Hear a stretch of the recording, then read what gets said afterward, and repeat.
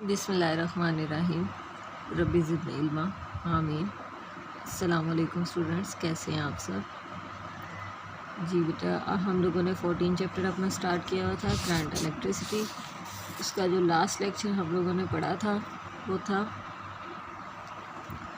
Measurement of potential difference and EMF and और EMF और potential difference होता क्या है। ये था हमारा लास्ट टॉपिक। लेकिन अब हम पढ़ेंगे ओहम्स लॉ। ओहम्स लॉ असल में क्या है? हम लोगों ने मेजरमेंट्स पढ़ी करंट की, करंट कैसे मेजर किया जा सकता है और वोल्टेज कैसे मेजर किया जा सकता है, पोटेंशियल डिफरेंस। अब उन्होंने क्या किया है, एक एक्टिविटी की है, take a nichrome wire of about 50 centimeter length and apply the potential difference of 1.5 volts from a battery. Measure the current flowing through the wire using a ammeter connected into series. यानी हम लोगों ने सबसे पहले एक wire ली 50 centimetre long और उसके अंदर से 1.5 वोल्ट्स यानी हमने क्या किया, वोल्टेज या बैटरी प्रोवाइड कर दी। यहाँ से देखें, इसका पहला जो सर्किट बनेगा वो इस तरह से होगा कि आपने जस्ट यहाँ पर बैटरी अटैच की और इस जगह पर पैरेलल्स में कहीं पर भी आपने एक वोल्ट मीटर अटैच कर लिया। ये वोल्टेज के लिए यानी पोटेंशियल डिफरेंस के लिए है। उसके बाद measure the current flowing through the wire by using the ammeter connected into its series. हमने ये मेजरमेंट ऑफ करंट और मेजरमेंट ऑफ पोटेंशियल डिफरेंस में ये बात पड़ी थी कि हमारे जो करंट है वो सीरीज़ में एमीटर को लगाने से मेजर किया जाता है और volt meter potential difference volt meter को पैरेलल्स में।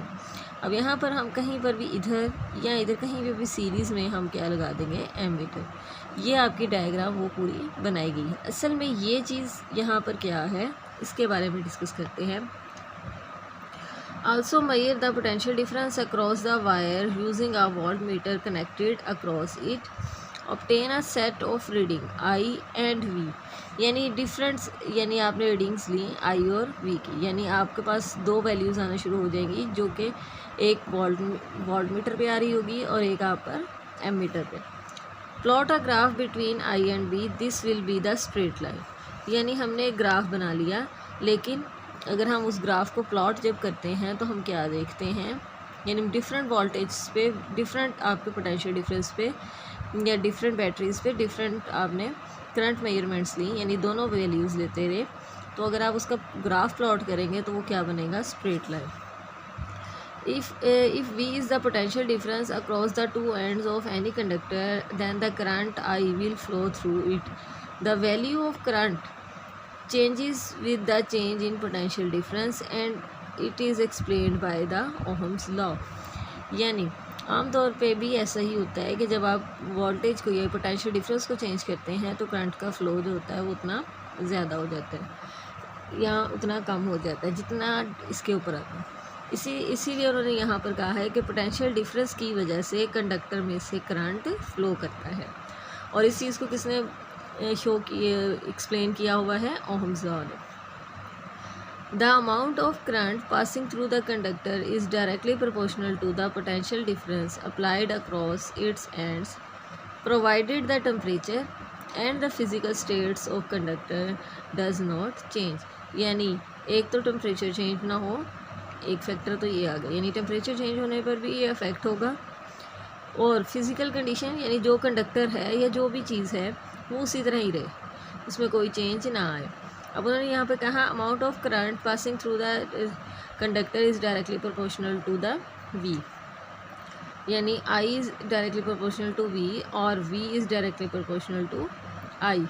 लेकिन यहाँ पर क्योंकि हम देख रहे हैं कि पोटेंशियल डिफरेंस पे करंट डिपेंडेंट है, तो इसलिए हमने इस इक्वेशन को इस तरह से किया, V is equal to I R। अब I तो आपने इस तरह लिखा, ये है V इक्वल R I। असल में ये जो चीज़ हमने प्लेस की है, ये प्रोपोर्शनलिटी साइन को प्लेस किया है, और वो असल में क्या है, where R is the constant of proportionality and is the resistance of conductor.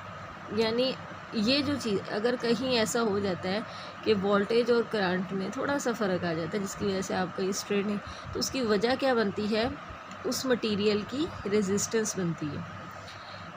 It's SI unit is ohm denote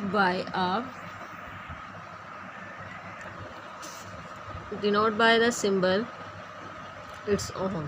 If a graph is plotted between the current I and the potential difference V, a straight line will be obtained. यानी इस जो आपको law दिया गया है इसके according अगर आप देखें तो आप इसका एक ग्राफ यहाँ पे भी ड्रॉ किया गया है जो एक्टिविटी के थ्रू किया गया है। तो इसमें जब भी आप ग्राफ प्लॉट करेंगे तो वो क्या बनेगा, स्ट्रेट लाइन बनेगा। रेजिस्टेंस असल में क्या है, the property of a substance which offers opposition to flow of current through it is called its resistance. यानी प्रॉपर्टी है एक सब्सटेंस की, यानी जो भी आप मटेरियल यूज़ कर रहे हैं एज अ कंडक्टर, उसकी जो कि ऑफ़र करता है ऑपोजिशन यानी मुखालफत करता है करंट के फ्लो की, एंड इसे क्या कहते हैं, resistance. This opposition comes from the collisions of moving electrons with the atom of the substance। यानी ये opposition कहाँ से आती है कि moving electron जब atom के साथ collide करते हैं। Unit is of resistance ohm. In SI unit the resistance is ohm. If we put V is equal to 1 volts and I is equal to 1 amperes, the resistance will be 1 ohm. When the potential difference is 1 volts applied across the ends of a conductor and 1 ampere current passes through it, then its resistance will be 1 ohm। यानी आपने 1 volt ही apply किया potential difference और उसमें उस potential difference की वजह से 1 ampere current ने फ़्लो कर लिया, तो उस वक्त उस मटेरियल की रेजिस्टेंस क्या है, 1 ओम। ठीक है जी। जो पिछली हमने सर्किट डायग्राम यहाँ पर पढ़ी थी उस पर आपका मेजरमेंट ऑफ वोल्टेज का तरीका और मेजरमेंट ऑफ करंट का तरीका इस्तेमाल किया गया था, और ये हमने पिछली वीडियो में भी पढ़ा था कि जो हम मेजरमेंट ऑफ वोल्टेज करते हैं, पोटेंशियल डिफरेंस करते हैं, वो वोल्टमीटर को पैरेलल्स में, और आप जब करंट को मेजर करते हैं तो तब एमीटर सीरीज़ में प्लेस किया जाता है। यहाँ पर यही इंटरेस्टिंग इन्फॉर्मेशन की गई है कि in order to measure the current और through the resistance ammeter is always connected in series with the resistance, and in order to measure the potential difference across a resistance voltmeter is always connected in the parallel with the resistance। जी, Ohm's law के according अगर आप देखें तो यहाँ पर कुछ conditions दी गई हैं कि ये वोल्टेज और करंट जो है वो आपस में डायरेक्टली प्रोपोर्शनल है, यानी पोटेंशियल डिफरेंस और करंट आपस में क्या है, डायरेक्टली प्रोपोर्शनल, और हर चीज़ जो है कोई ना कोई रेजिस्टेंस क्रिएट करती है। ओहम्स लॉ के अकॉर्डिंग जो ग्राफ बनना चाहिए डिफरेंट वैल्यूज़ पे, वो क्या बनना चाहिए, स्ट्रेट लाइन बनना चाहिए। इसकी वजह से हम कंडक्टर्स को 2 कैटेगरीज़ में डिवाइड करते हैं जिनमें आता है ohmic and non ohmic conductors. यहाँ पे है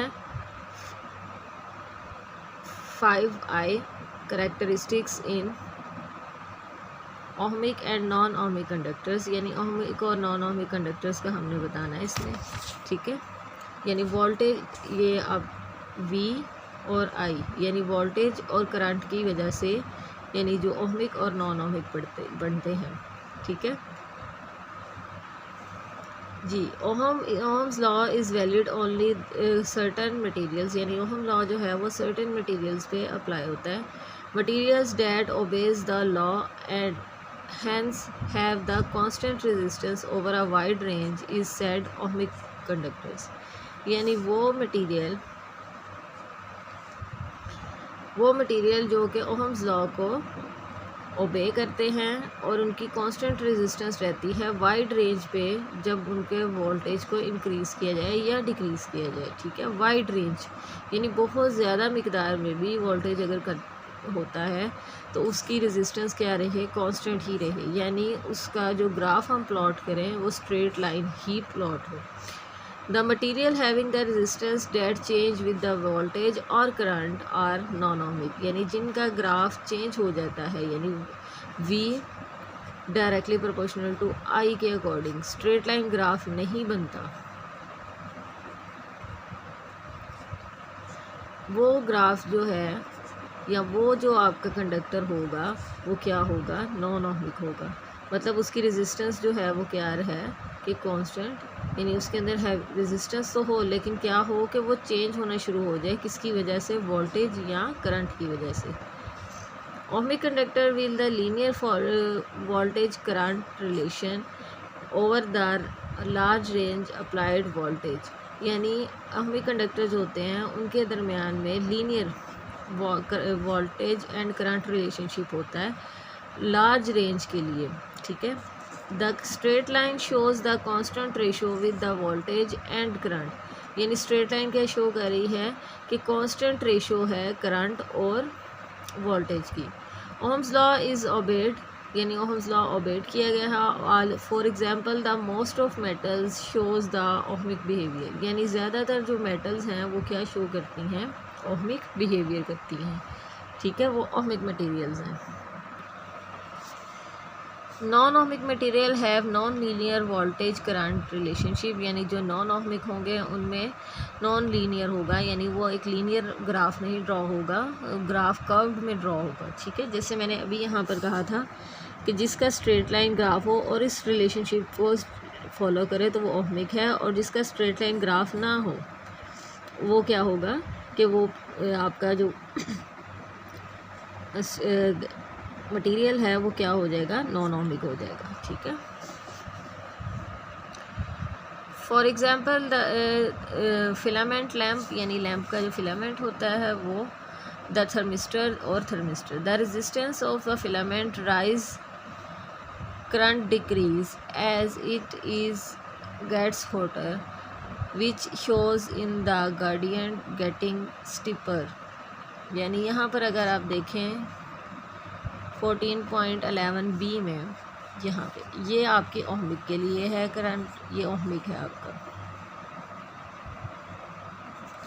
और यहाँ पर अगर आप देखें तो यहाँ पर आपसे बात कही गई है, जो फिलामेंट ऑफ रेजिस्टेंस की बात की गई है कि जो आपके फिलामेंट है अगर इसका करंट डिक्रीज़ कर दिया जाए तो रेजिस्टेंस क्या होगी, रेजिस्टेंस इंक्रीज़ होती चली जाएगी और करंट डिक्रीज़ होता चला जाएगा एज इट हॉटर, यानी जैसे जैसे गर्म होना शुरू होगा, ठीक है।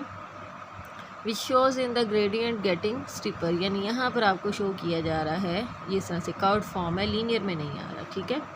The thermistor are heat sensitive resistance behaves in the opposite way, यानी जो आपका थर्मिस्टर है वो ऑपोजिट वे में काम करता है क्योंकि वो हीट सेंसिटिव होता है, तो वो क्या करता है, its resistance decreases as the current, यानी करंट उसका इंक्रीज़ करना शुरू हो जाएगा और रेजिस्टेंस डिक्रीज़ करना शुरू हो जाएगी एज इट गेट्स हॉटर, यानी जैसे जैसे ये गर्म होना शुरू होगा। फिलामेंट में ये बिहेवियर चेंज है और इस थर्मिस्टर में ये बिहेवियर ऑपोजिट है। This because on heating more free electrons become available for conduction of current, यानी ये किस वजह से होता है कि आपके जो इनको जब गर्म किया जाता है तो मज़ीद फ्री इलेक्ट्रॉन्स हमें मिलते हैं जो कि करंट को कंडक्ट कर देते हैं, कंडक्शन के लिए यूज़ होते हैं, ठीक है बेटा जी। ये हमारा आज का टॉपिक है ohmic and non ohmic material और उसके साथ में ओहम्स लॉ, ठीक है। इंशाल्लाह नेक्स्ट लेक्चर जो है वो हम इसके कॉम्बिनेशंस के बारे में पढ़ेंगे जो कि नेक्स्ट अपलोड होगा। थैंक यू बेटा, अल्लाह हाफिज़।